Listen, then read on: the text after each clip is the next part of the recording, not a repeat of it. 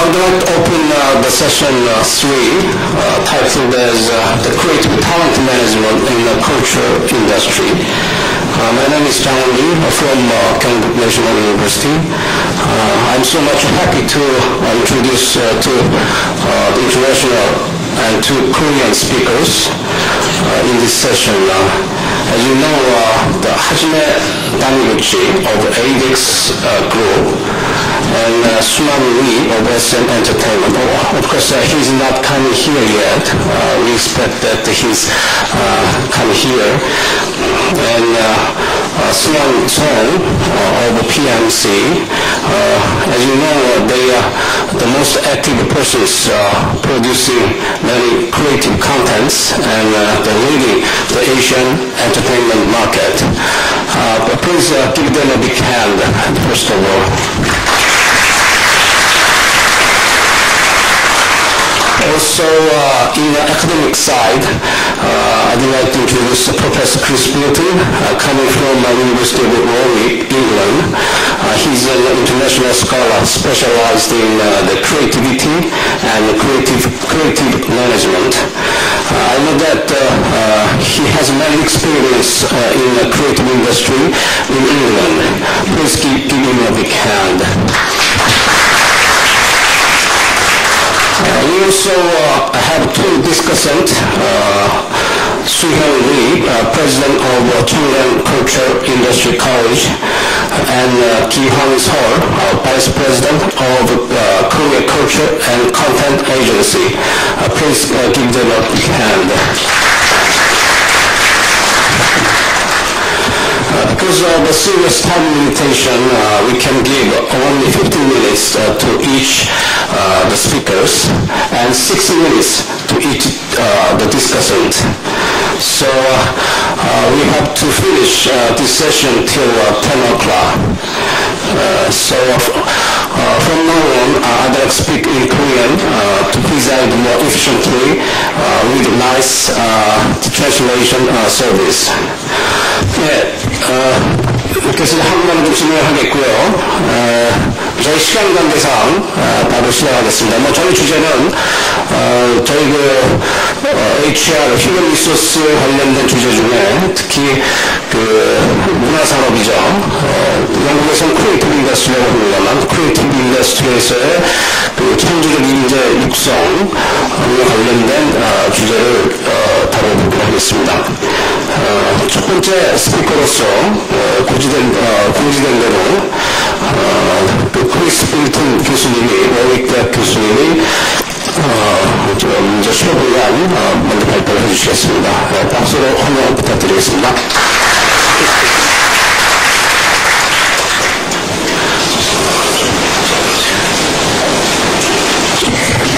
저기 어디 이 포디움하고 여기 한번 나가요? 여기 오케이. Sorry about that technical problem. 9 years ago, I was talking to a musician, and he was complaining that he couldn't earn enough money from being a musician. And I said, well, maybe the problem is in the UK, the radio industry is very centralised, there are not many opportunities for diverse radio contents compared to the US. And he stopped and he said, you sound like one of them.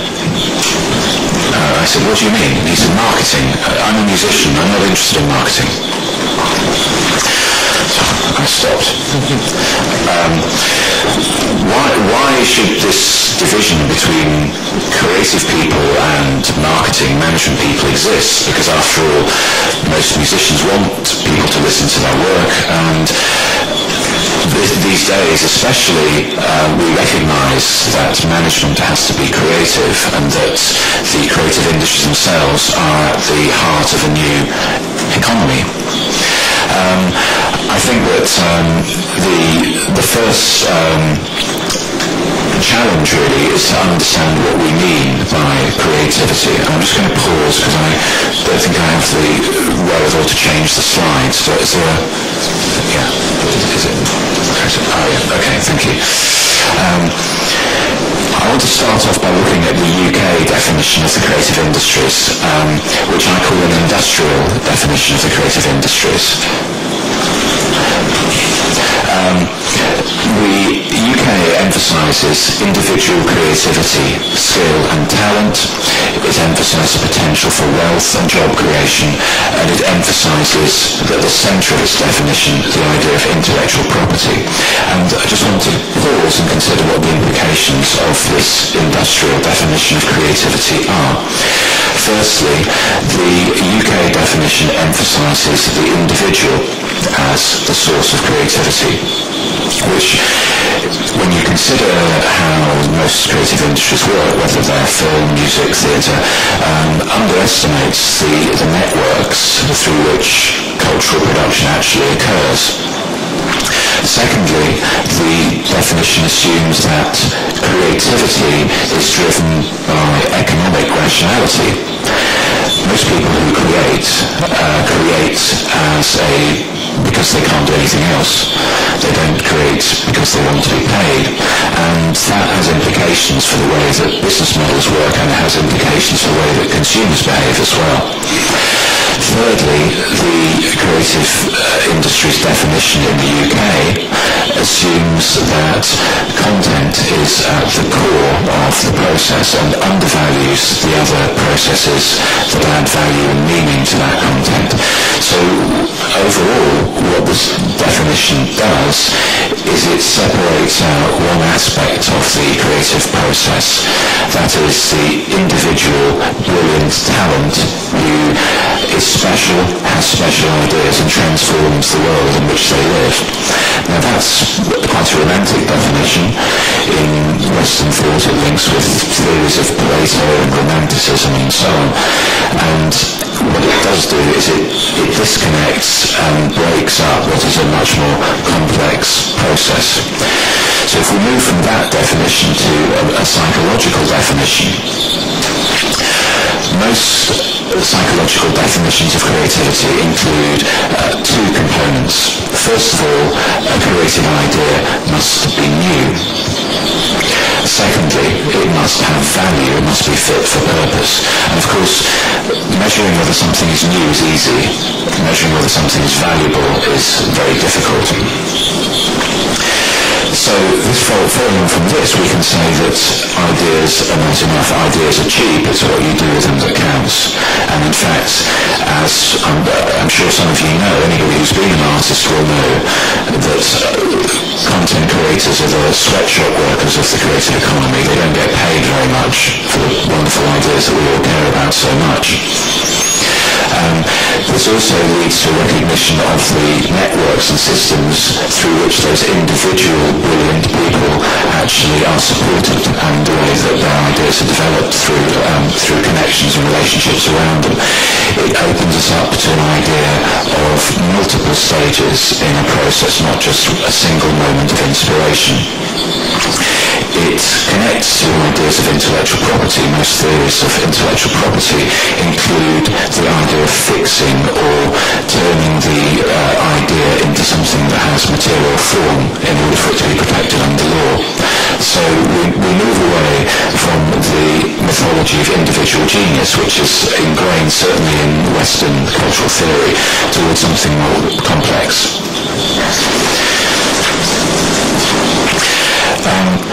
Following on from this, then, we can say that there are two types of thinking involved in creativity, and Edward de Bono uses the term lateral thinking and vertical thinking. The other common usage is divergent thinking or convergent thinking.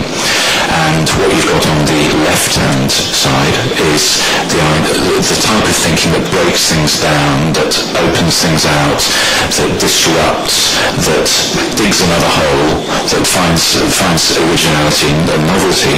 And what you've got on the right-hand side is the kind of thinking that puts things together, that makes connections, that adds value to those novel ideas. And what I'm suggesting today really is that our definitions of creativity tend to see these two processes as separate, break them up, break up creativity from the the management of creativity. And what actually, when you look at the psychology and the psychological definitions of creativity, what is required is the ability to switch between these two ways of thinking, to actually be able to do both, to have a capability on both sides, and more importantly, a capability to change focus. So this leads on to a definition of creativity as joined-up thinking. Arthur Koestler used the phrase bisociation to describe an ability to make connections, unexpected or surprising connections, between two habitually disconnected ways of seeing or ways of thinking. And if that's what creativity is, then one of the things that we need is, obviously we need that mental agility to make those jumps and those connections, but we also need something to jump between. So we need to have access to different ways of thinking in order to make connections between them. That means that you, as an individual, you need to have what Frank Barron called ego strength, which means an ability to tolerate in your own head different ways of thinking. And as an organisation, you need to have a tolerance for different ways of thinking. And that is something that the logics of the industrial definition of creativity move us away from and move us towards a much more them and us way of thinking. So the creative process is not pure rationality or pure irrationality, it's actually an ability to switch between them. Just continuing with definitions then, I want to move to a 19th century mathematician called Henri Poincaré, who came up with this definition of creativity. Creativity is firstly preparation, so this is when you actually try and identify what the problem is. It's incubation, which could be when you fall asleep in the bath. It's illumination, when the idea actually hits you like a bolt of lightning. And then it's verification. And after all, he was a mathematician, so we have to take this with a bit of a pinch of salt, maybe. Now, when I show this to business school students, they say, oh, that's a value chain. And they say, well, what you need to do is you need to do your preparation, so get everything sorted out, then you need to incubate, so that means go and have a lie down, then you'll have a brilliant idea, then go and check whether it works. When I show it to artists, they say, this explains why I can't complete my work to deadlines. So they have a different understanding of what this diagram is. Well, I think the problem, if you take it as a value chain, which is this kind of thing, you end up actually using this model as a way of specialising and breaking up the process instead of joining it together. So the idea that Henri Poincaré is putting across here, I think, isn't that these are separate stages, but they're, going back to the previous slide, they are ways of thinking that overlap and that circle around each other. And the danger is that we take these two processes of innovation criteria and value criteria and we break them in half and we say, right, that's your job. You're the people who have great ideas. You're the people who manage them. And in that separation, we're right back to the problem of a very uncreative organisational system and a very uncreative way of thinking about creativity. So, just to summarise where I'm up to, how am I doing for time? Okay, about halfway? 6 or 7 minutes. Okay. 6 or 7 minutes left. Yeah, okay. So, just to summarise then, the idea that I'm putting forward is that creativity as a process requires an ability to make connections and to tolerate contradictions. And we can call this paradoxical thinking or dissociative thinking. Secondly, that creativity as content contains something that is both new and valuable. So just being new isn't enough. My daughter paints pictures which are very new, but I don't think they're valuable to anybody except for me. She's not here, I can say this. The outcome of creativity has to be transformational. So when we think about creative people, Picasso, let's say, or the singer Boa we were talking about this morning, the idea is that a genuine creative thought or creative idea changes the context in which it takes place. So Picasso changes the way we think about painting. and it actually therefore has to be connected with that context in order to transform it. It can't just be novelty from the planet Mars. It has to actually connect with the reality in which it takes place. So if that's the idea, then surely management is a creative process, because all of these things I'm describing apply to management as much as they do to art. And likewise, creativity is a deliberate and managed process, because artists are always managing their own ideas. And when we underestimate that, we think they just have ideas. What they actually do is they select them and develop them and decide which ideas are worth spending time with. So why isn't management creative? Partly, I think we can blame education. Since I work for an education institute, I have to accept this, that education in management and in the arts is very specialised and often very disconnected, and people have to specialise at a very early stage in their career very often. We can also blame the ways that organisations are structured. So very often, and this applies especially in the creative industries, of course, you're required to specialise in a very specific skill set, and it becomes very difficult to speak outside that set of skills and to speak in a language that anybody who isn't that doesn't share your background can understand, and that becomes a problem. Secondly, there's the specialisation of creatives versus suits. So we have people who deal with clients and people who deal with ideas, and we keep them apart, and we don't trust the creative person anywhere near the client because they might frighten them, or they might be frightened. And we separate out the creatives from the commercial reality in which their creative ideas and thinking takes place. And at the management end of things, we separate out strategy and strategic thinking from the operational reality. So strategy becomes a highly specialised field which doesn't engage sufficiently with operational realities. And cutting across all of this is we're back to the old problem, the value chain. We've got artists at one end of the value chain and managers somewhere in the middle, and we don't really allow them to talk to each other, or not enough. So there are sort of, I suppose, external objective reasons for this uncreative approach to management. There are also internal and subjective reasons. When we start calling each other names like creatives and suits, what we're also doing is we're retreating into a kind of comfort zone, because it's very nice to be able to say, oh, I'm an artist, I don't understand management, I can't do numbers, you do them for me. And it's very easy as a manager to say, well, I'm not a creative person, I'm just a manager, you come up with the ideas and I'll sort it out later. And what that does is it allows you to avoid part of what your job is, probably make somebody else do it. And it also makes you feel better about yourself. So there's a kind of self-esteem here where by saying that you're not a manageable person, you're more of an artist, and vice versa. So that it actually allows us to feel special. Of course, this is very damaging for management especially, because what it does is it says to managers, you're not creative. And all of the research on creativity and creative development shows that your belief and your perception of yourself as creative is half the battle.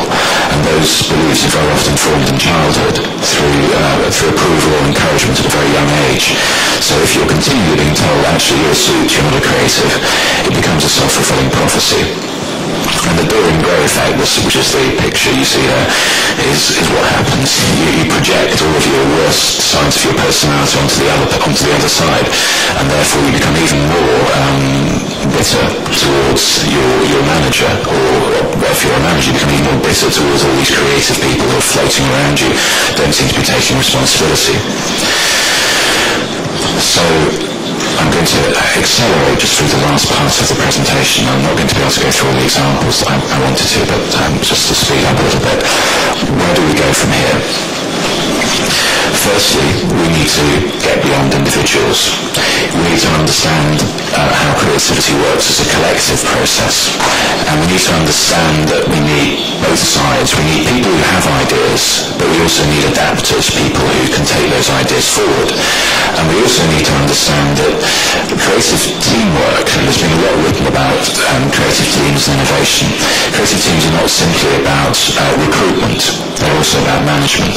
So in other words, it's not just about getting the perfect mix, it's also encouraging the people within the team to understand what other people are thinking. So you get into kind of game theory, you get into things like Edward de Bono's use of thinking hats to make you put on the hat of the other person in your team to understand what they might be thinking. So you move towards the manager, somebody who orchestrates roles within a team, doesn't just identify and recruit people, but actually plays games and makes people connect with each other.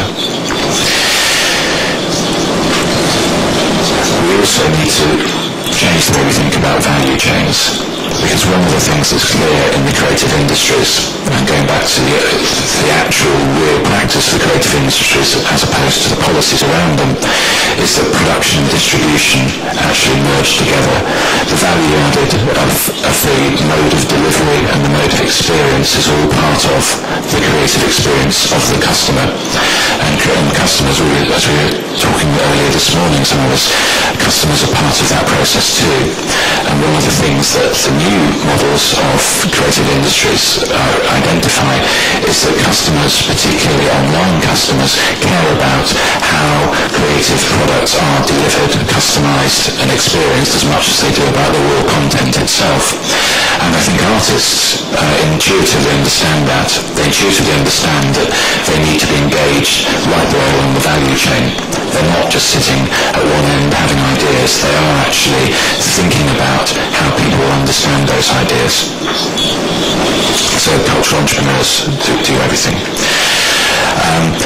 I was going to run through some examples which I'm very happy to talk with you about later as to how this might play out as a process of management. But to summarise, creativity and management is a process that requires paradoxical thinking and tolerating contradictions. So it requires a kind of humility and an ability to accept dissonance and contradiction.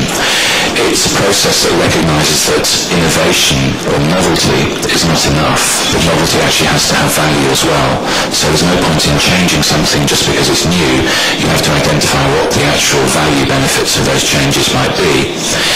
And finally, if you get it right, then the process should be transforming the way that you see the world, both either within your organisation or outside it in the marketplace. Thank you. 상당히 중요한 내용들을 많이 지적을 해주셨고요. 물론 그 창조성, 크리에이티비티에 대한 기본적인 정의에서부터 이 크리에이티비티가 단순히 개인적인 것 이상이고, 그다음에 아이디어 이상 그런 것이고, 밸류 체인을 상당히 중요시 해야 된다.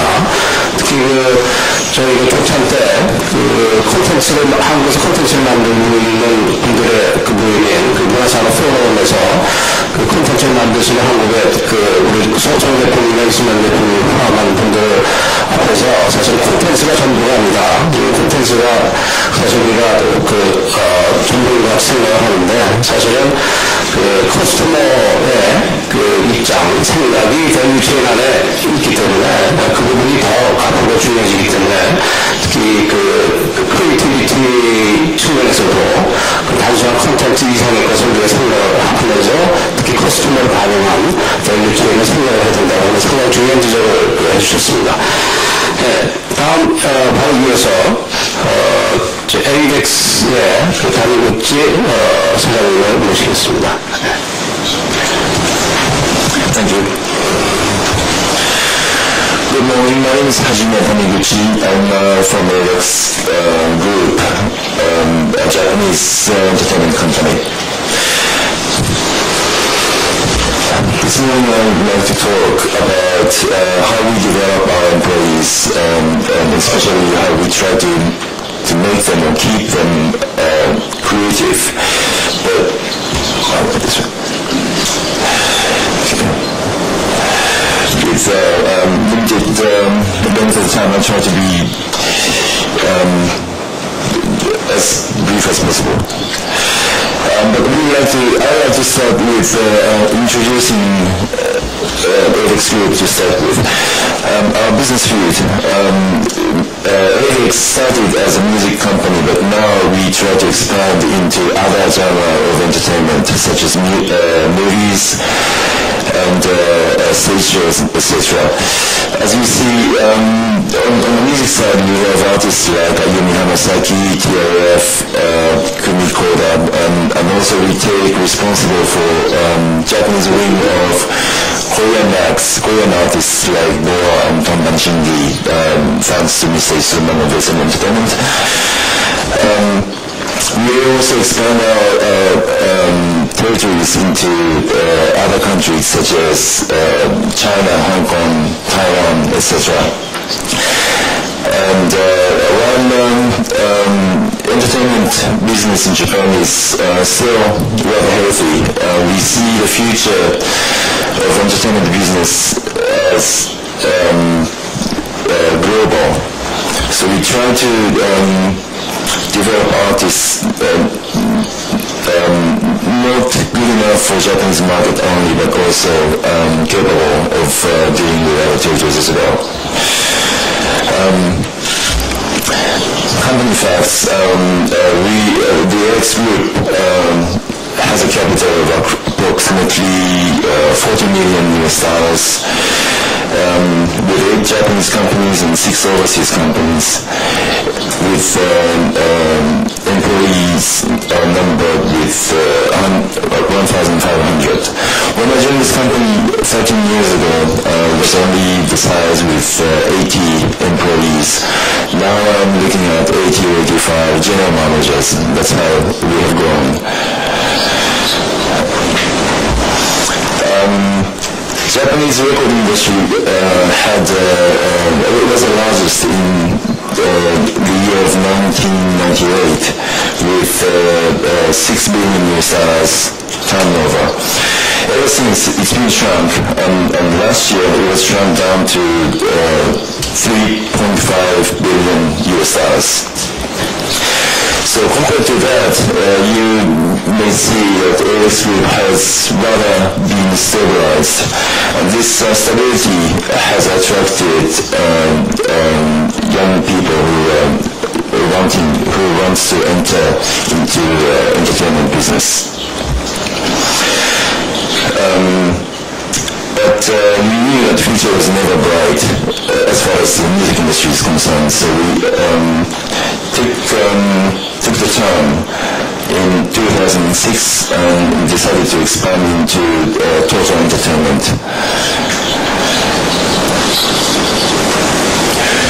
Recruiting. Development of human resource starts with recruiting of new employees. We try to keep our company as creative-based company. This doesn't mean that we are in the creative business, but it actually means that we want the entire company to be creative. When you guys are recruited to AX, we have basically 2 ways of recruiting those guys. Freshman, well, I have to define those words first. Freshman means the individuals who just graduated from schools, no experiences in the business, while job transferred or transferees are the ones who has been working in other companies. I couldn't think of any right English words to define those, so I decided to I came up with a great idea so that you can see this. Okay, those are the words. You know now, okay.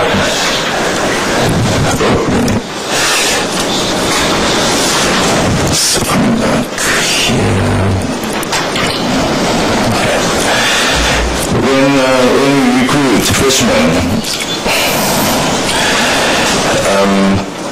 we expect them to inherit AX DNA, and we also expect them to become future core, and we also expect them as new blood. So they're very important. But at the same time, transferees, we expect them to be useful from day one, and we also expect them to be very skilled, and diversity is also something that we expect from them, and also we want them to bring into to edX different blood, so we keep our organization always fresh. Those are numbers of freshmen recruited into edX group. In 1997, edX became public, so ever since we try to keep the number of new employees as high as possible. This is, of course, coming from the needs within the company, but also allocation or creation of employment is considered as a public service. Something happened in 2005, and I don't know.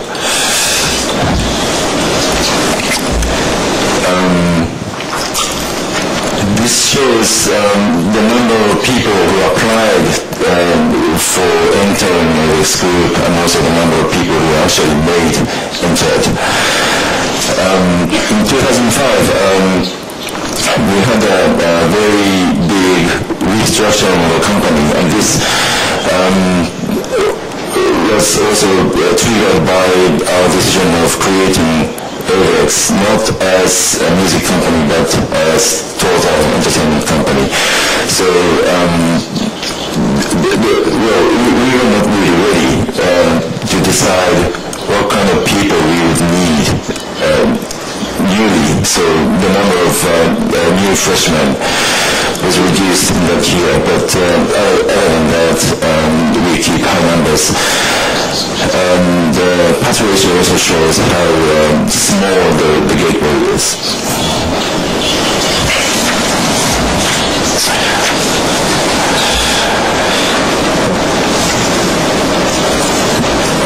Okay. Once those new guys are entered into edX group, we give them the development. Career posting system allows each individual to think how he or she wants to be developed. And once they know what kind of future they're looking, then it will be put into the database. And those database allows to match the individuals to needed divisions who would need that kind of character. This also allows to give new experiences on OJT basis, so that those individuals can be trained themselves. We also provide various trainings, seminars on a class basis. As you see, those are not only on the basic things, but also some professional things, technical things like copyright sessions and intellectual property sessions. This is the example of the seminar that we provide for executives and the ones who would become executives next. Because of the time limit, I'm not going to get into the details, but you can probably see this later in the book. This is another example of the seminar we provide for managers to help communication with his man. This is another example of the seminars for general employees, and this you can probably check in later. And here are a couple of things that I think are quite unique for edX Group. The first one is called Creative Pocket Award, and every 6 months the most creative employee receives a $1,000 prize.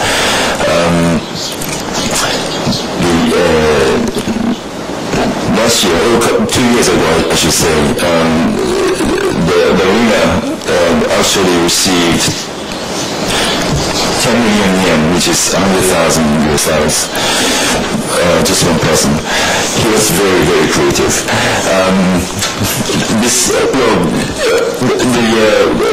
The employees in creative sections is of course very creative. So as long as he or she does his daily job, we don't count that.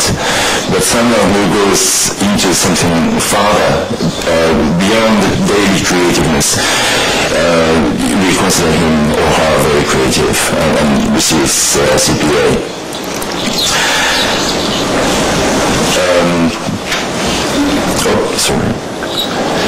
Company retreat. Once a year, we take all the employees to visit world-class entertainment places together.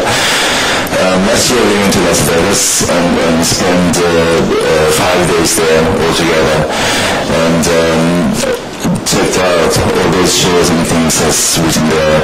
And last day we had a huge party, and the party was very successful with TV game show like situation. Everybody enjoyed the party, and because of that, the team who coordinated all those parties and things received CPA. So it's quite important that innovates to stay creative. This is the page that you may not have in your book. You don't? Okay, sorry, but I have to explain this a little bit. Evaluation system, because of us trying to be creative all the time, and also trying our employees to be creative. By the end of the day, we have this evaluation system. It starts from setting a annual goal by each individual themselves. And after that goal is checked by managers. If set goal matches with his skill and also with company commitment. 1 year, this goal is to be achieved, and if it's necessary, the goal can always be changed. And through the years, there's always OJT and off-JT supports. Every 6 months, each individual is to do a self-evaluation. And by the end of the fiscal year, there's a managerial evaluation. So after the evaluation by the managers, there's a feedback interview to see if self-managers' goals are looking the same. Suggestions for future career development is made, and setting of bandgrade and bonus decisions are made. Bandgrade is the way basically it's a pay grade system. And salaries are decided according to the bandgrade. And because of this, job titles and positions doesn't really have anything to do with salary decisions. This allows specialists to stay specialists. And because I'm running out of time, I just wanted to show one more thing, which is not in the book either. But this is our compliance policy. And I thought this is quite unique because it's very easy to understand, easy to follow, and easy to be proud of. We came up with this a couple of years ago, and it was because of its uniqueness. It was in use in Japan. I'm sorry that I couldn't include this in your book, but I don't know. I try to follow this, if I can think of any way to relate to you. That's the end of my session. Thank you very much. 네, 감사합니다. 앞서서 금태희 교수님이 크리에이티비티가 개인 차원이 아니라 또 밸류 체인상에서 이루어지는 일이고, 특히 AGX 사례 같은 경우에는 기업 안에서 밸류 체인을 만들어 나가는 어떤 팀, 또 비즈니스 차원에서의 활동들을 보여줄 수 있었고요. 아마 저희가 볼 수 있는 특히 저 문화산업 쪽에서 볼 수 있는 선진 매니지먼트 시스템이 아닌가라고 생각이 됩니다. 이 관련돼서는 좀 있다가 AGX와 SM 엔터테인먼트는 밀접한 전략적 제휴관계가 있기 때문에 SM도 그와 관련된 한국적인 매니지먼트 시스템을 가지고 있다고 생각이 됩니다만 그때 다 들으시기로 하고요. 다음으로는 소개가 필요 없는 우리 난타라고 하는 저희 자랑스러운 콘텐츠를 만든 수인성 대표님의 발표를 듣겠습니다. 근데 죄송합니다만 시험을 조금 더 줄여주셨으면 감사하겠습니다. 예. 들을 수 있으면 시간을 맞춰서 노력해보겠습니다. 굉장히 심각하고 어렵게 얘기를 들으시는 것 같아서 앞으로도 또 계속 그런 얘기가 나올 것 같으니까 저는 잠깐 쉬어가는 타임으로 생각하시고 편안하게 얘기 좀 들어주시면 고맙겠습니다. 창의성에 관한 얘기를 많이 듣습니다. 제가 난타를 만들었고 난타가 성공을 하고 그래서 굉장히 제가 창의력이 높은 사람처럼 오가던 평가를 받고 있지 않나 이런 생각도 갖고 갑니다. 어쨌든 왜 창의성이 우리에게 부족한가? 분명히 부족한 건 사실인 것 같아요. 여러 가지 이유를 생각해 봤습니다. 저는 세 가지 정도를 꼽습니다. 하나는 어쩔 수 없는 우리의 어떤 유교적인 이런 문제점들, 우리 삶에 배어있는 유교적인 배경. 제가 미국에 몇 년 있으면서 미국 젊은이들하고 영화 워크숍을 했던 적이 있습니다. 그때 처음에 모여서 아이템으로 논하는데 최다 나오는 얘기가 엄마하고 사랑하는 얘기, 이복동생이랑 섹스하는 얘기, 이게 최다 우리 유교적인 관점에서는 이해할 수 없는 아이템들을 꺼내놓는 것에서 굉장히 당황했던 기억이 있습니다. 두 번째는 역시 부대 정권 시절을 오래 겪으면서 지금 40, 50대 이상이신 분들은 검열이라는 제도에 워낙 익숙해 있다 보니까 우리 자체 검열 제도가 굉장히 발전되어 있지 않나 그런 생각이 들어요. 그래서 이거는 검열에 걸리지 않나 하는 그런 밑바닥에 깔려있는 여러 가지가 우리의 창의성을 굉장히 방해한다고 생각합니다. 그런 의미에서 노무현 대통령이 마음대로 욕할 수 있는 분위기를 만든 걸로 봐서는 창의성이 유출하신 것 같아요. 한국 영화가 산업화되고 성공한 여러 가지 성공 요인 중에는 저는 검열이 없어지고 그리고 또 욕을 마음대로 할 수 있게 되는 것도 굉장히 중요한 요소라는 생각이 들어요.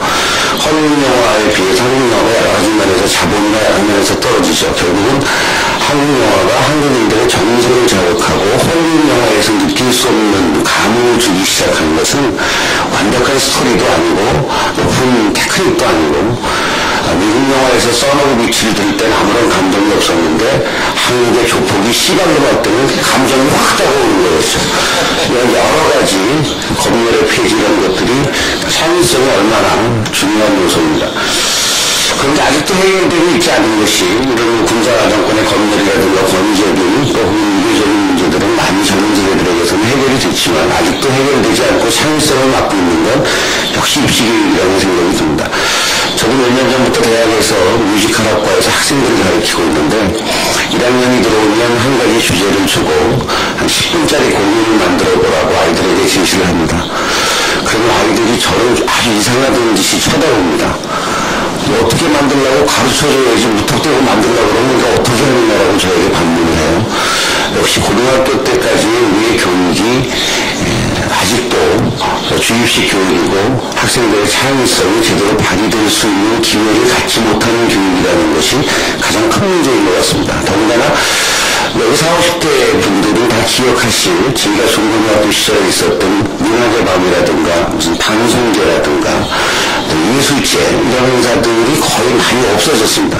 그나마 학창 시절에 저희가 HR이라는 시간이 있었고 서클 활동을 했고 밴드부가 있었고 운동반이 있었고 방송부가 있었고 문학부가 있었고 그런 활동조차도 지금 현재 고등학교 교육에서 형식적으로 존재할 뿐이지 실질적으로 학생들이 창의력을 가질 기회를 갖지 못하고 있는 것, 이건 굉장히 심각한 문제라고 생각합니다.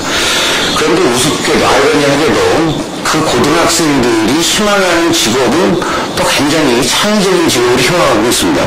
제가 오늘 아침에 바로 문 앞에서 제가 우연하게 추천자를 쓰게 된 여기도 계신 신장민 교수의 커처 비즈니스라는 책을 받았습니다.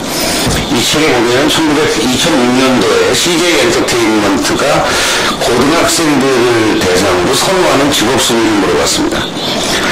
놀랍게도 공인기획자가 1위였습니다. 14.2%.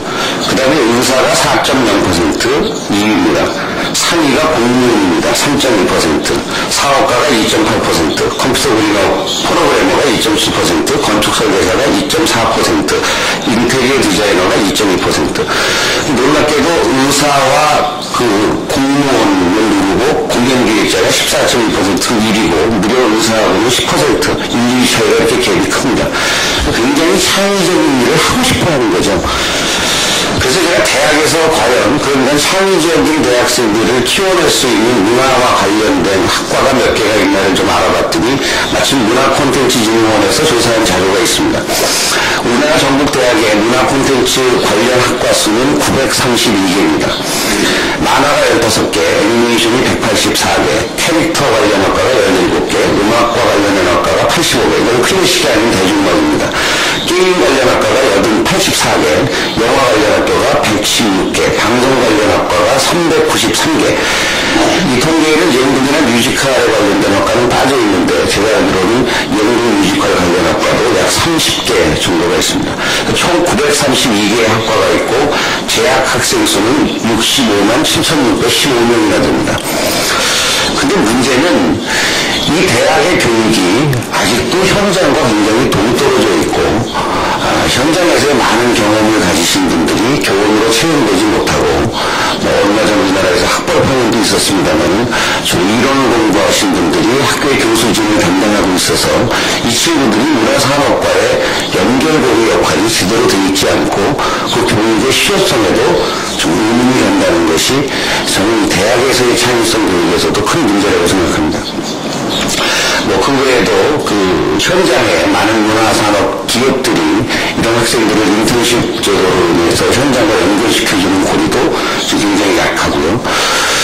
그런 의미에서 제가 오늘 이 자리에서 가장 중요하게 말씀드리고 싶은 건 바로 그런 연결고리를 역할을 하는 프로듀서나 마케터가 이 시대 우리나라 문화산업에서 굉장히 중요하다는 말씀을 드리고 싶습니다.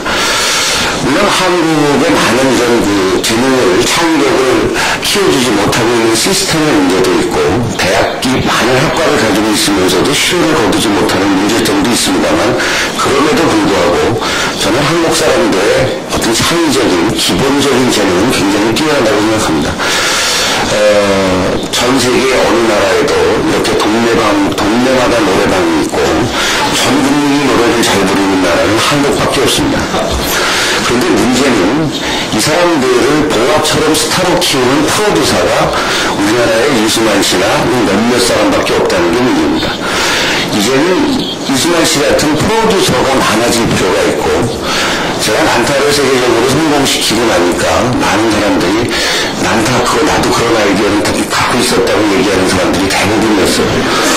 아이디어만 있어서는 되는 게 아니거든요. 결국은 그거를 시장에 내놓고 마케팅을 하고 업그레이드를 하는 그런 마케터와 프로듀서의 능력을 가진 사람들이 이제 우리 문화산업계에 진정으로 필요한 시기가 아닌가 저는 그렇게 생각을 합니다. 프로듀서가 양성이 그래야 문화가 산업화될 수 있고 또 마케터가 양성이 되고 경영과 문화의 만남이 이루어져야 합니다.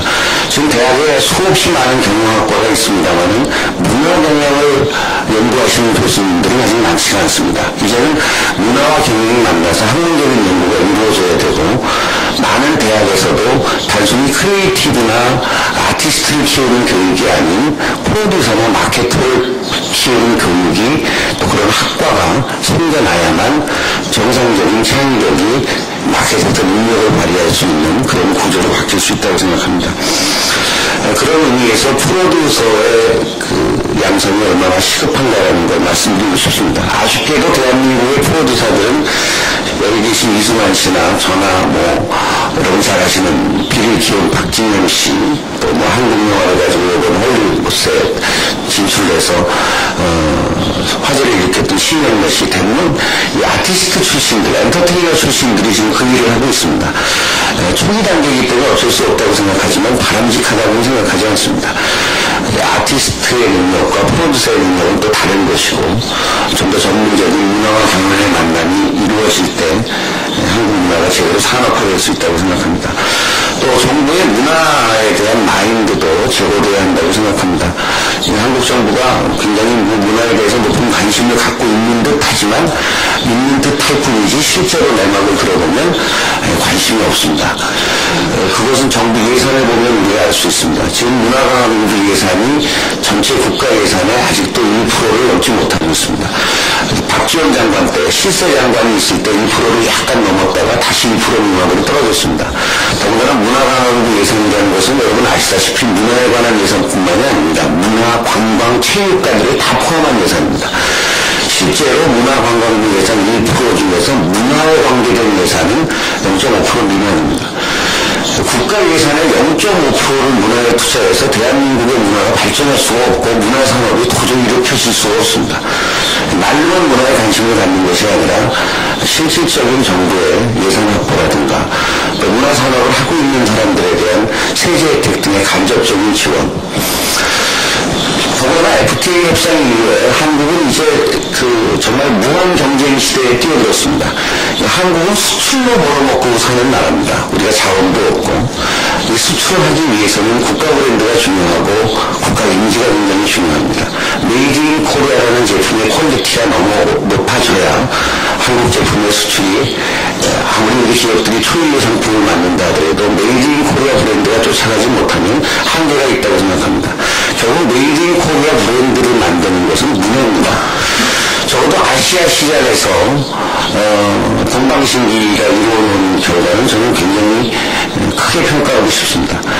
중국에서 동방신기가 한국어로 부른 노래로 중국 가요 탑10에서 1위 했다는 얘기를 제가 이승환 씨한테 들었습니다. 중요한 것은 그렇게 해서 동방신기 CD가 몇 장이 팔리고 동방신기 콘서트를 입장권을 몇 장을 팔고 한 것이 중요한 것이 아니라 그 엄청난 중국의 10대들이 한국에 관심을 갖고 동방신기의 가사를 이해하려고 한국어 사전을 뒤적이고 동방신기가 입고 있는 청바지를 입고 싶어서 메이드 인 코리아 청바지를 사고 우리가 어렸을 때 메이드 인 USA라는 똥도 먹는다고 할 만큼 메이드 인 USA에 환장했듯이 중국 친구들이 메이드 인 코리아의 동방신기 때문에 미쳐가고 그 10대들이 이제 그 거대한 중국의 주체 소비 세력이 되는 20대, 30대가 될 때 메이드 인 코리아 브랜드 가치에 갖는 호감도, 동방신기로 시작된 메이드 인 코리아에 대한 호감도, 결국 메이드 인 코리아 제품에 대한 신뢰도, 이건 한국 수출에 엄청난 영향을 줄 겁니다. 이렇게 일을 하고 있는 사람들에 대한 정부의 지원 혜택이라든가 또 세제 지원이라든가 이승환 씨 같은 분은 빨리 훈장 하나 줘야 되는데 다 안 주고 있습니다. 자, 어쨌든 이런 여러 가지 국가의 말뿐이 아닌 현실적인 문화산업에 대한 지원도 이 자리에서 아울러 부탁드리면서 간단하게 제 얘기를 13분 만에 끝내겠습니다. 네, 감사합니다. 여기 훈장을 받으셨나요? 네. 훈장을 받으셨어요? 저도 못 받았습니다. 두 분 같이 받으시라고 좀 박수 좀 부탁드려요. 네, 하여튼 저도 지금 뵙겠습니다만은, 송영환 씨 항상 발표할 때마다, 명진대 교수님도 하지만은, 워낙 내용 있게 재밌게 하셔서 항상 저는 좀 부럽습니다. 네. 내용 중에 주장하신 마케터나, 프로듀서의 양성, 이건 사실 앞에 빌딩 교수님이 크리에이티비티의 본질을 단순히 아이디어 제너레이션만 하는 제너레이터 입장보다는 좀 넓게 봐야 된다는 말씀, 특히 탤런트 브로커의 중요성을 말씀하셨죠. 그래서 저희가 어떤 콘텐츠 본적인 아이디어 가지고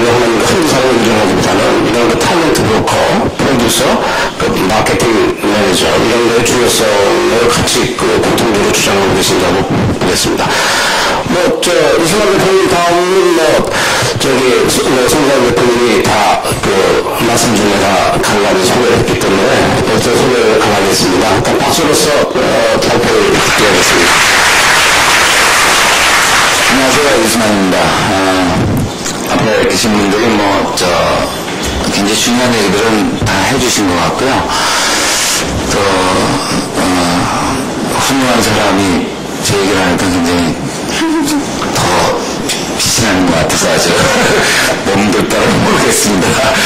아주 너무 창의적인 사고를 갖고 있는 우리 이쪽에서 일을 하시는 분들, 특히 프로듀서의 감독을 해주신 송승만 씨에게 전적으로 동의합니다.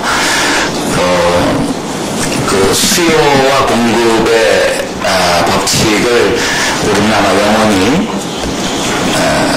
벗어나지는 못하리라고 생각합니다. 그러면서도 산업으로서의 발전은 계속해서 거듭되어 왔는데, 제가 오늘 말씀드릴 거는 어떤 말씀을 드려야 되나 그런데 제가 굉장한 산업적이나 경영 쪽으로 잘 모르기 때문에 제가 그냥 느끼는 것만 몇 가지를 얘기를 하도록 하겠습니다. 재밌는 얘기를 하는 게 더 좋긴 하겠는데, 중요한 얘기를 그래도 제가 안에 한 번에서는 해드려야 저 말고 많은 지식을 갖고 계신 분들이 발전을 해서 좋은 결과를 가져오는 문화산업에 한국의 미래가 있지 않을까 하는 생각을 해봅니다. Creative Talent Management in the Culture Industry라고 써놨는데, 두 가지로 보면 한쪽은 그 탤런트 쪽이고요, 한쪽은 매니저 쪽이고요. 이렇게 갈라집니다. 매니저 쪽은 물론 경영을 해야 되는, 운영을 하는 사람들 쪽에 그 인적 자원에 대한 것입니다. 역시 앞에서 말씀하신 것처럼 제일 중요한 건 그 시스템 그리고 교육인 것 같습니다. 저희가 제일 중요하게 생각하는 거는 일단 탤런트 쪽의 얘기를 먼저 하자면 교육을 제일 중요시 역시 하고 있습니다. 창의성이라는 것과 교육과 어떤 관계를 갖고 있을까? 교육이 너무 많으면 주입식 교육이 되고 우리나라에서는 많이 교육을 받으면 받을수록 창의성이 떨어지는 것이 아니겠는가라고 하는 그런 의심도 하고 있는 사람 중 하나입니다. 송승만 씨가 얘기하셨던 것처럼. 그렇지만 역시 어떤 교육을 하느냐에 따라서 사람이 달라지기 때문에 저는 교육을 가장 중요시하게 생각하고, 특히 그 중에서 저는 학교의 교육 중요하고요. 또 어른들의 행태로 보여진 아이들의 사고방식이 가장 중요하기 때문에 사회적인 교육이 알게 모르게 무중력하게 중요하다고 생각합니다. 빨간불에 어른들이 건너가면 아이들도 건너가게 되는 그 사회적인 풍토가 굉장히 중요합니다. 그래서 그 다음에 더 중요하게 생각하는 것은 역시 가장 중요한 거는 가정교육이라고 생각합니다. 그것이 가장 중요하게 생각을 하고 있고요.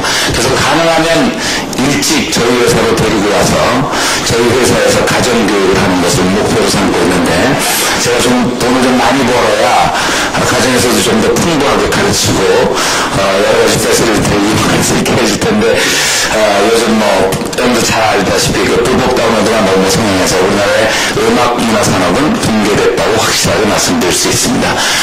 지난 정권 사이에 완전히 붕괴됐다라고 그렇게 말씀드릴 수 있습니다.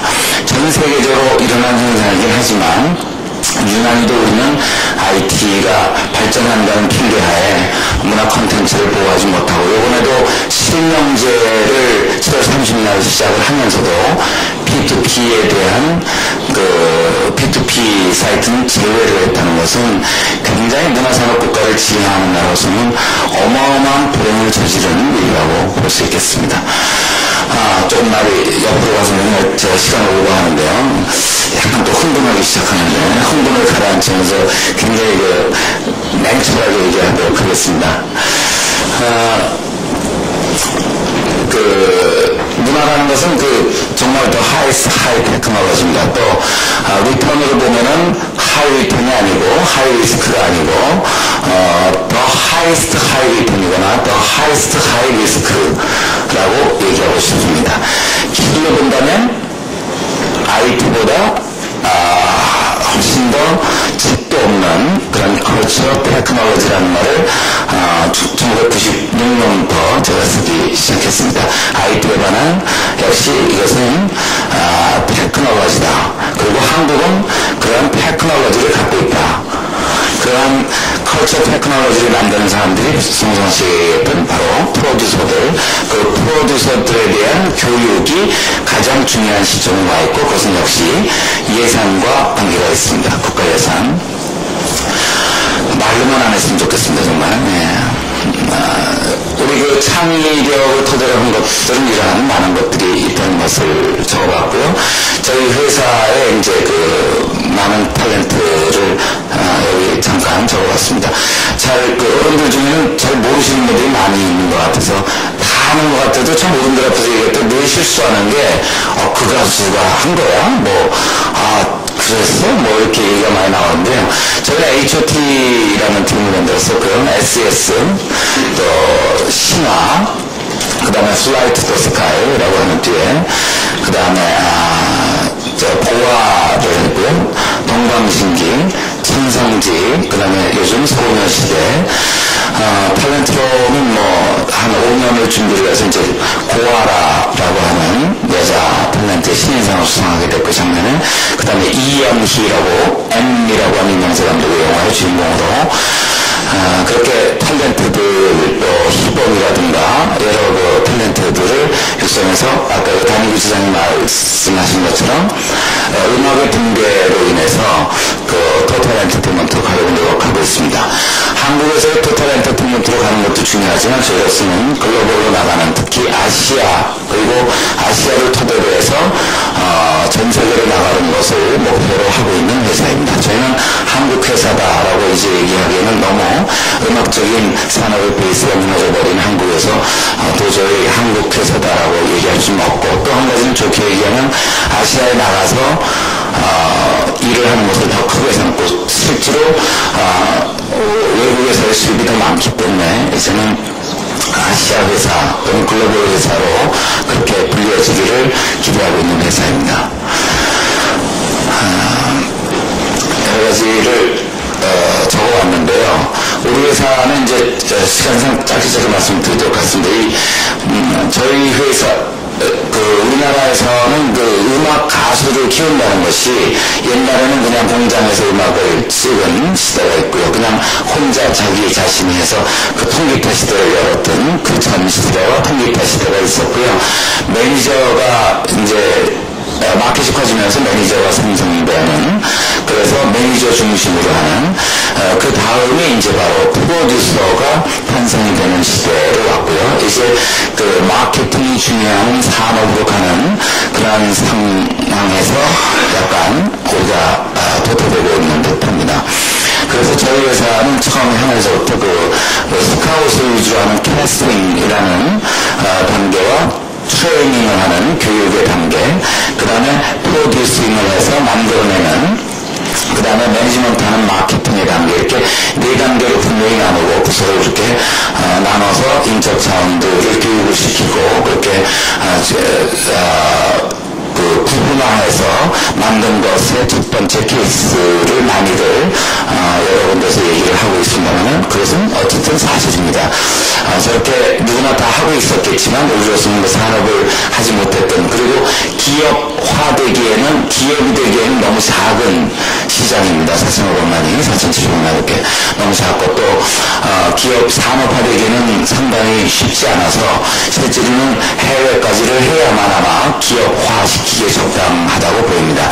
코스닥에 처음으로 저희가 등록을 했는데 문화회사로서는 처음 등록을 했는데 지금 음악회사가 4개 회사가 등록을 했는데 그 중에서 2개 회사는 재벌 회사가 흡수를 했고요.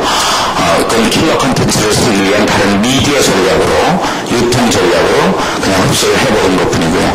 또 한 회사는 음악을 포기하고 주로 게임이나 또 탤런트 쪽으로 이렇게 가고 있습니다. 저희 회사만 유일하게 음악을 아직도 유지하고 있는데 과연 한국에서는 언제까지 유지를 할 수 있을지 다른 그 행정력이 없으면 대단히 위험한 단계 정도가 아니고 이렇게 4년 50만 갖고 버티기에는 너무 어려워서 차라리 그냥 홍콩 일본이나 중국이나 아시아로 전체를 다 옮겨서 아예 여기하고는 관계하지 않는 게 도리어 더 소풍한 게 아닌가 할 정도로 굉장히 산업의 붕괴가 굉장히 심각하다 하고 느끼고 있습니다. 이러한 그 테스팅 트레이닝, 또 프로듀싱 매니지먼트를 할 수 있는 그 기업의 단계까지 끌어올린 것을 저희는 아시아에서 물론 열심히 하겠지만은 해외에서도 하겠고요.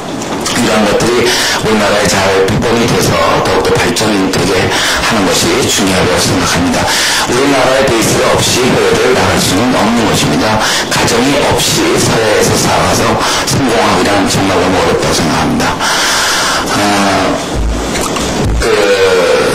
제가 이제 저는 유학을 갔을 때 미국에서 MTV가 런칭하는 것을 보면서 그런 것을 보면서 이제 제가 이런 것을 해야 되겠다라고 하는 그런 생각을 하게 됐었는데요. 오늘은 그 인적에 대해서 얘기를 좀 해보려고 합니다. 이 현진영이라는 친구를 오자마자 제가 제일 먼저 현진영은 그 솔로 가수를 어마어마한 히트를 냈었죠. 지금도 현진영과 진영도 그러면 아마 그 연세가 드신 분들은 기억하려고 합니다. 그 다음에 HFP라는 팀이 이제 그 일본말로는 중국에서 한국말로 영어나 일본말이나 다른 말로 10위 안에 들어가는 가수가 그 해에 1년을 통틀어서 뭐 한 주나 한 달이 아니고 1년을 통틀어서 없었는데 2001년에 개선했을 때 2000년도에 중국에서 2위가 되는 기록을 세우면서 그 사회치생들이 젊은 아이들이 또 젊은 아이들이 그 의회 문화가 너무 매료되는 그런 것을 걱정하는 사회적인 현상이 한류의 시작이었던 것으로 기억합니다. HF가 있었고요. 그리고 이런 그 HF가 되면서 이런 그 국가의 우리나라의 그 가장 여러분들은 그렇게 생각할지 모르지만 전 세계에서 가장 아름다운 국기라고 생각하는 그러한 젊은이들이 생겨나기 시작했습니다. 우리가 영국 국기와 그 다음에는 미국 국기를 굉장히 아름답다고 생각하는 세대가 있었죠. 그것은 역시 문화적인 영향력이 커졌을 때 그렇게 생각하는 것 같습니다. 우리나라에 그 두 가지 배지를 달고 있는데요. 하나는 HOT의 배지고 하나는 우리나라 국기를 달고 있으면서 2001년에 가장 가고 싶은 나라 1위로 등극하는 2001년이 되면서 관광으로도 연결을 하게 되는 그런 일이 있습니다. 여기서 그 자료를 지금 자료에 없는 얘기를 이제부터 조금 할까 하는데요. 이 자료, 오늘도 인접에 대한 것을 저희가 자료를 따로 준비를 했었는데, 지금 여기 빠져있는 것 같습니다. 이분 드리겠습니다. 저희가 그 경영학회에서 제가 무슨 얘기를 해야 될까 해서 학교에서 상을 주신다고 해서 갔었는데, 우리가 그 이러한 여러 가지 시스템을 만들고 여러 가지 중요시하게 생각하는 것 중에 저희 회사에서는 그 커뮤니케이션하고 그 다음에 thinking about money 그래서 그냥 우리가 경제성 economical thinking을 굉장히 중요하게 생각하고 있습니다. 그 두 가지가 또 하나는 타이밍입니다. 그래서 그러한 것에 대한 교육과 훈련을 인적자원은 우리 회사 직원들한테 시키고 있습니다. 그것이 가장 중요하다고 생각하는 회사입니다. 그 다음에 경영적으로 봤을 때 저희가 할리우드과 대비되는 그 탤런트를 뽑던 마켓 베이스드와 탤런트 베이스드 두 가지의 뜻으로 아이들을 뽑습니다. 탤런트 베이스드와 마켓 베이스드를 뽑는데 그것에 더욱더 중요하게 한 가지를 꼽는다면 저희가 교육과 함께 뽑을 때도 적용하는 것은 퍼스널리티 가운데서 굿 퍼스널리티를 가장 중요하게 생각하고 있습니다. 경영적으로 저희가 해결해야 되는 우리나라가 해결하거나 아시아가 해결해야 되는 이제 마지막으로 전 세계는 미국과 영국과 아시아로 재편되는 그 마켓을 베이스로 하는 스타가 나오는 것이고 최고의 인재들이 나오는 것이기 때문에 미국을 베이스를 한 할리우드 그리고 전 세계를 베이스로 한 물론 할리우드과 그 다음에 유럽을 베이스로 한 그런 경영체제와 아시아를 베이스로 한 엔터테인먼트 그 경영체제를 봤을 때 우리가 가장 중요하게 개발을 해야 되는 아시아의 숙제이고 우리나라가 먼저 개발을 한다면 그것은 그 미래 미래학자들이 얘기하는 지금 우리가 도요다에서 했던 JIT라든가 그런 경영의 혁신을 가져왔었던 NRP, 그 다음에 이어졌던 그 자동차 발전과 도요다의 발전으로 난 JIT라는 거, 그 다음에 우리가 지금 이제 컴퓨터와 소프트웨어 이런 것들이 발달로 인한 경영의 혁신의 마지막에 와 있는 단계가 ERP라고 하는 경영이 와 있는데, 우리 엔터테인먼트 쪽에서 할리우드의 경영을 이기고 할리우드의 경영보다 더 큰 마켓에 베이스로 한 경영이 나온다면 어떤 경영이 나올 것인가 한번 생각을 해봤었습니다.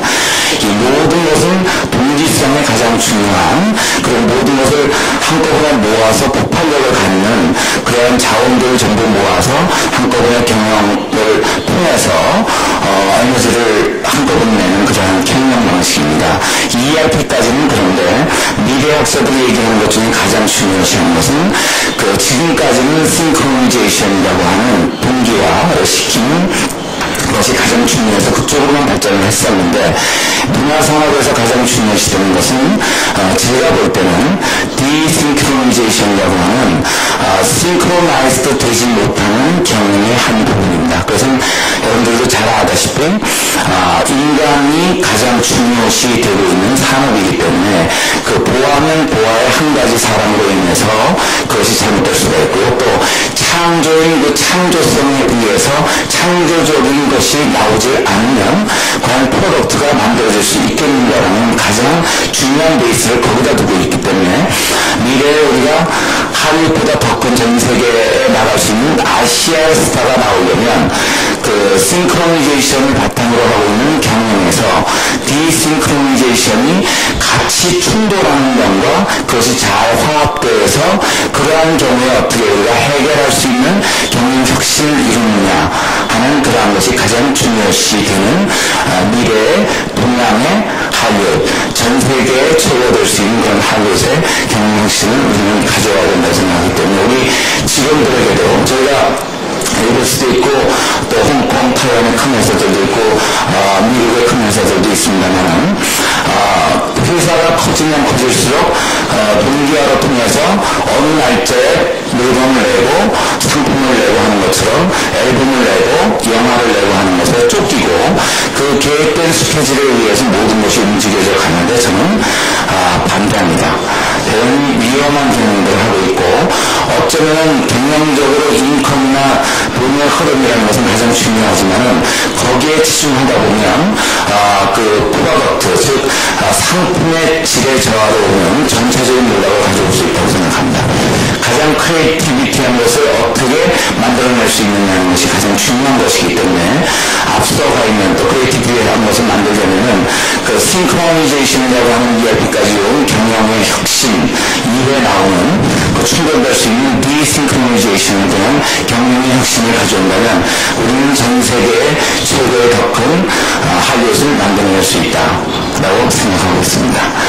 그것은 앞으로 우리가 교육을 할 제도는 없지만 그 전까지의 교육을 하고 새로 우리가 창조를 해야 되는 한국의 거처 테크놀로지 중에 하나의 경영학자들이 해결해 주어야 되는, 어쩌면 또 제가 해결하지 못하면 가장 큰 리딩할 수 있는 회사를 만들어지 못하는, 어쩌면 할리우드보다 더 커지지는 못하는 아시아의 베이스를 저는 만들어 놓지 못하고 은퇴를 해야 되는 그런 일이 될지도 모른다라고 생각하고 있습니다.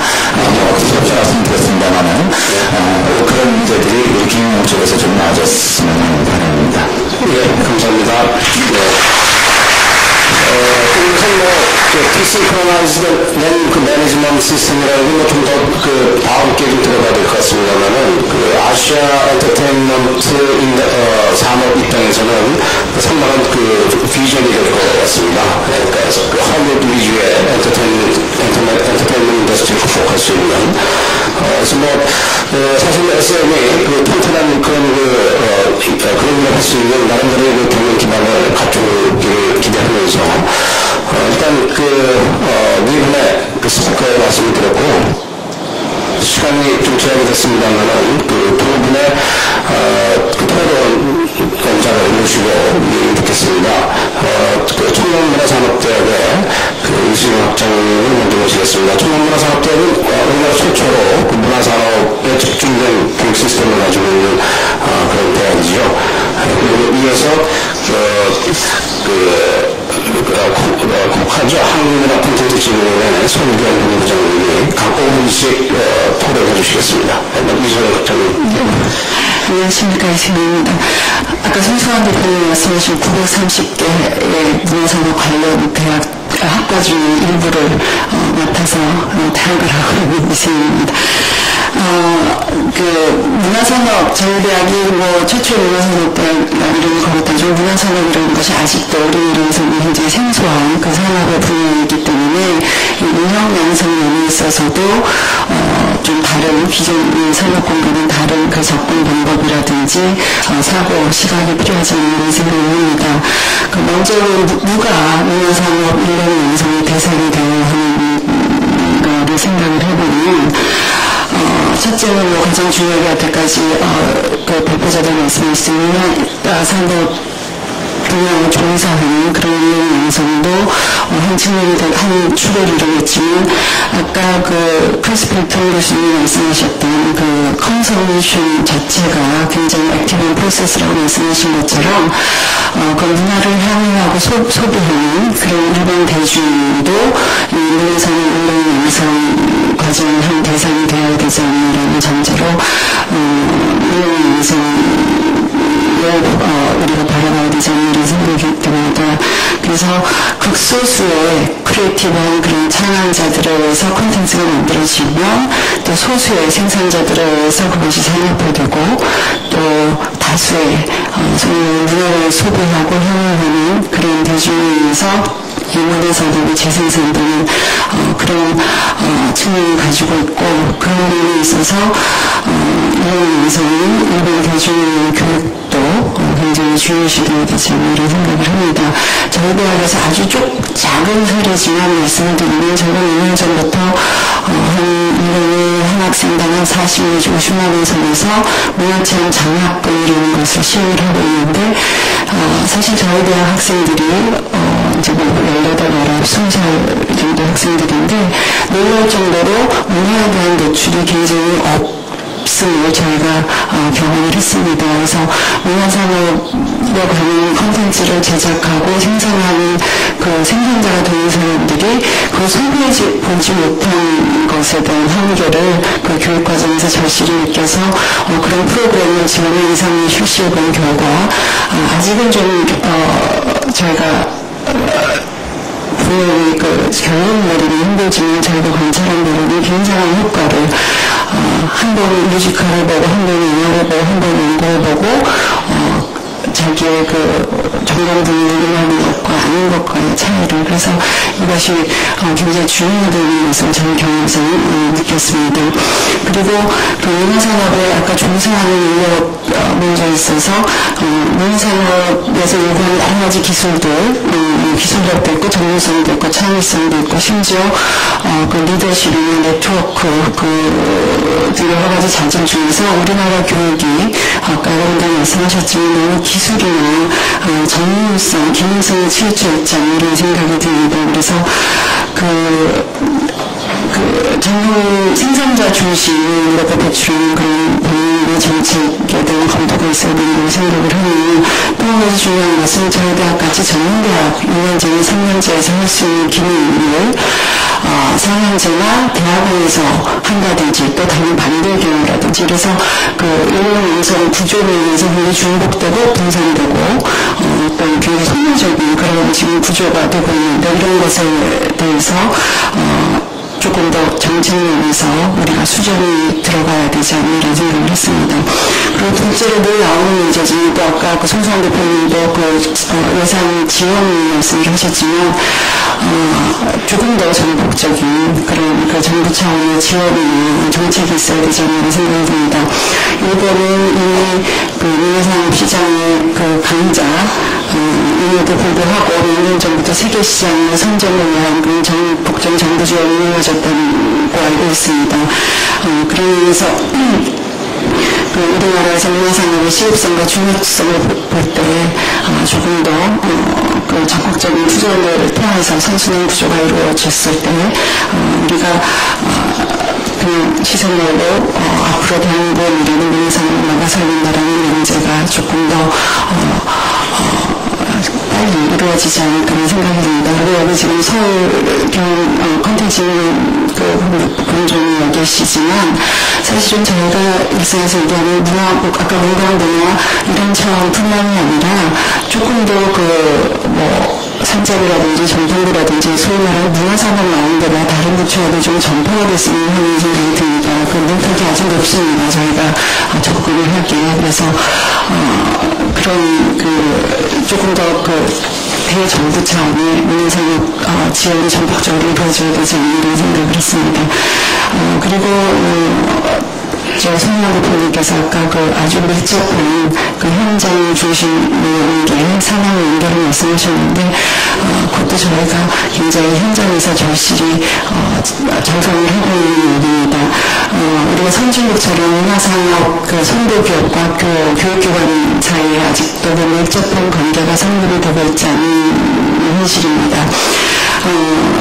기존의 대기업이나 이런 데서 상황 연계를 하는 그런 일을 비교해 볼 때 아직 문화산업 업체들이 소규모라든지 발전 성장 단계에서 아직 초기 단계이기 때문에 그런 인력 양성을 위한 투자 유행 요소가 아직 미흡한 현실이지만 조금 더 꾸준하고 적극적인 그런 상황 연결을 통해서 학생들에게 좀 더 질 높은 창작 환경을 제공을 하고 또 학생들이 그 과정을 통해서 산업 현장에 조금 더 발빠르게 적응을 할 수 있는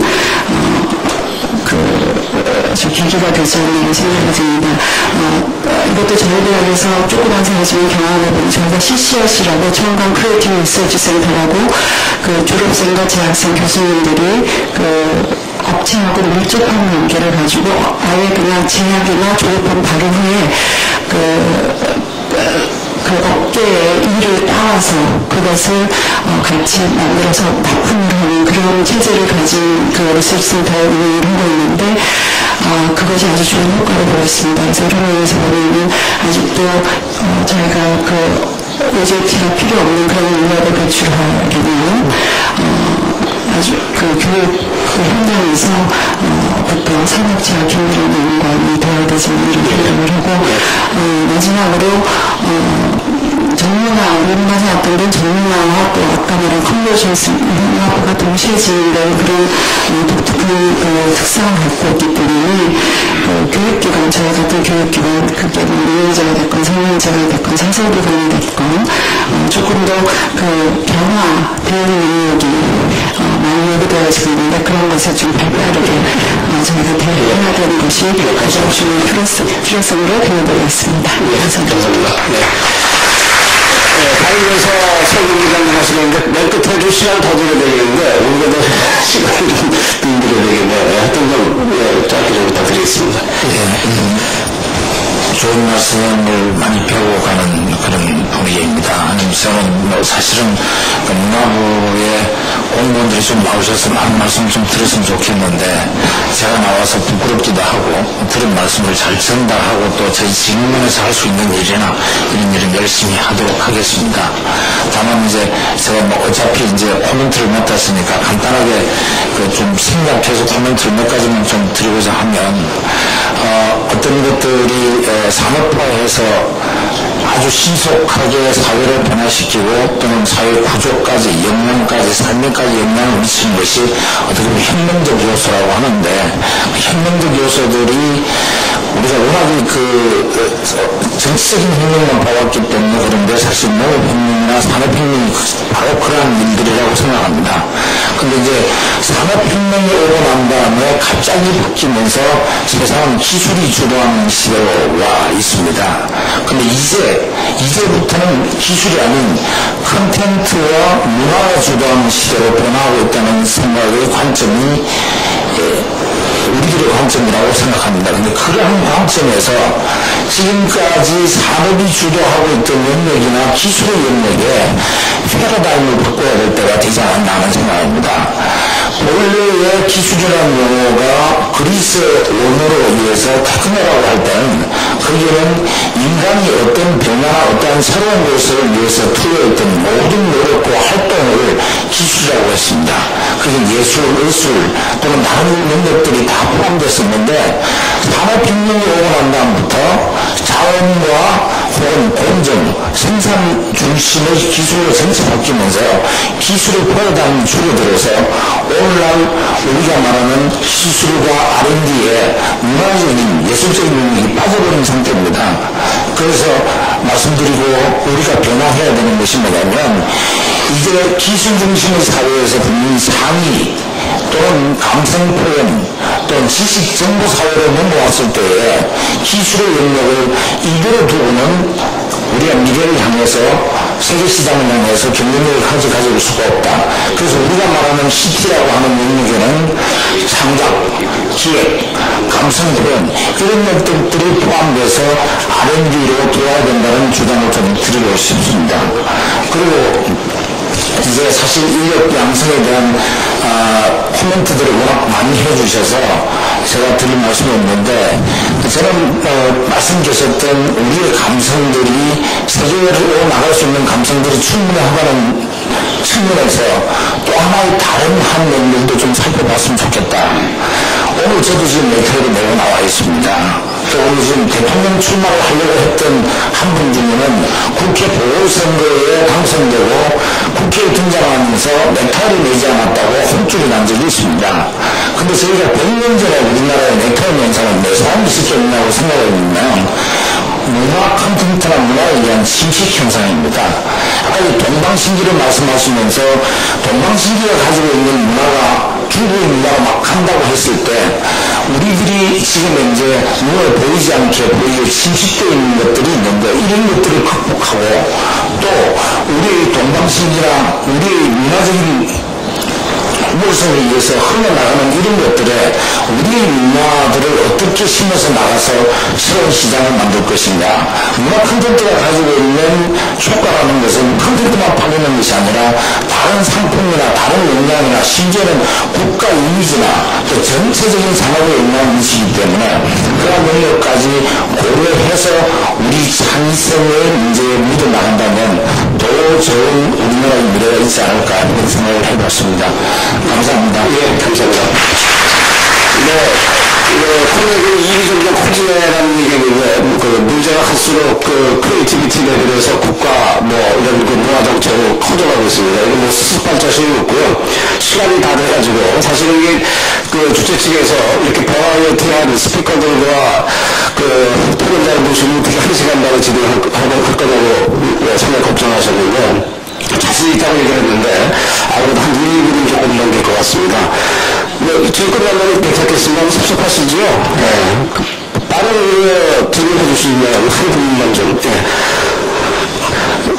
이쪽만 좀 간단하게 좀 해주십시오. 좋은 말씀들 감사드리고요. 저는 IT 비즈니스로 운영하는 리디프린스의 홍성태라고 합니다. 지금 아까 문제 보면 어떤 디지털 콘텐츠에 대한 그 문제는 기술적으로 차세대 인터넷 중에 그리드넷이라고 하는 환경이 있습니다. 그거는 B2B 같은 환경은 아주 기본이 되는 분위기와 개방 환경입니다. 따라서 앞으로 대안은 그런 환경을 극복할 수 있는 나름대로의 비즈니스 모델을 확보해야 된다는 것이 지금 필요한 시점이라고 보고요. 따라서 그 기술에 따르는 것이 우리가 지금 갖고 있는 현실을 이미 더 넘어섰기 때문에 거기에 적극적인 그 크리에이티브가 필요하다고 봤고요. 또 하나 그 대장동 이병헌 PD님이나 그 이현세 교수님을 뵀을 때 그분들의 지적사항 중에마다 스토리텔링을 지적하시더라고요. 그래서 그 스토리텔링에 관련된 문제 양성이나 어떤 동기부여 그거를 어떻게 하는 방법이 없는지 그거 한번 여쭤보고 결국에는 콘텐츠가 아무리 중요해도 결국에는 돈이 안 되면 안 된다는 현실적인 문제가 맞물려있기 때문에 핵심적인 그 비즈니스 모델에 대한 그 또 창의적인 접근 방법 이거에 대한 것을 좀 들려주신다면 고맙겠습니다. 예, 감사합니다. 한 분만 좀 앞에서 저희 말씀을 드리셨는데 짧게 좀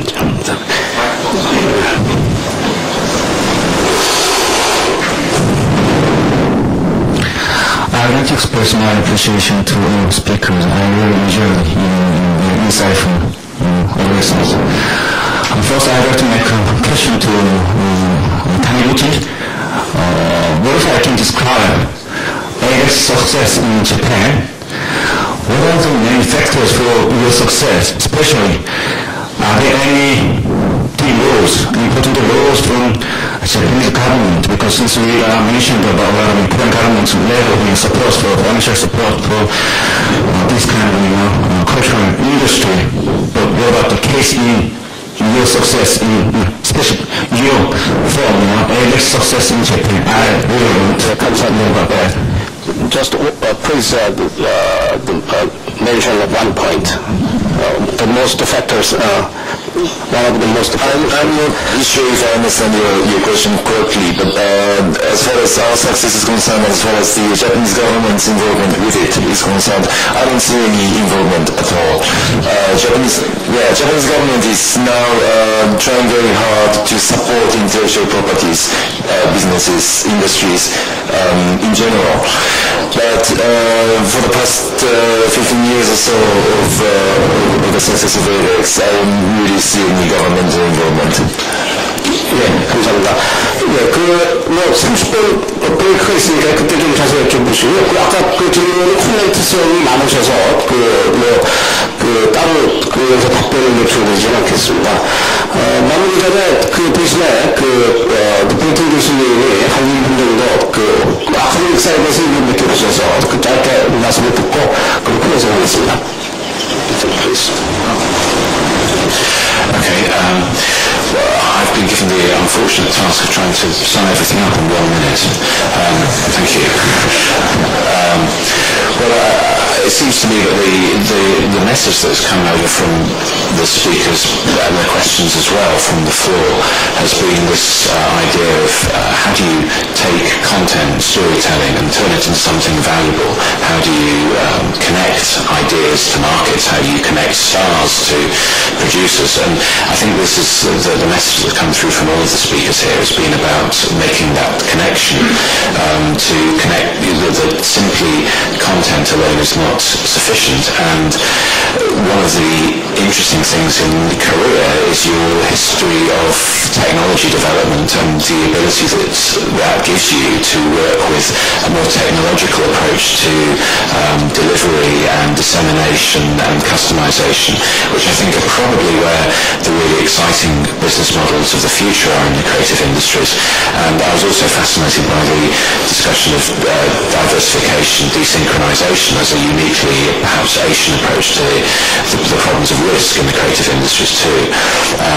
So I can't summarize all these discussions, but I've learned a lot, and I hope that it's been useful and interesting for everybody else. And I should also thank the translators as well.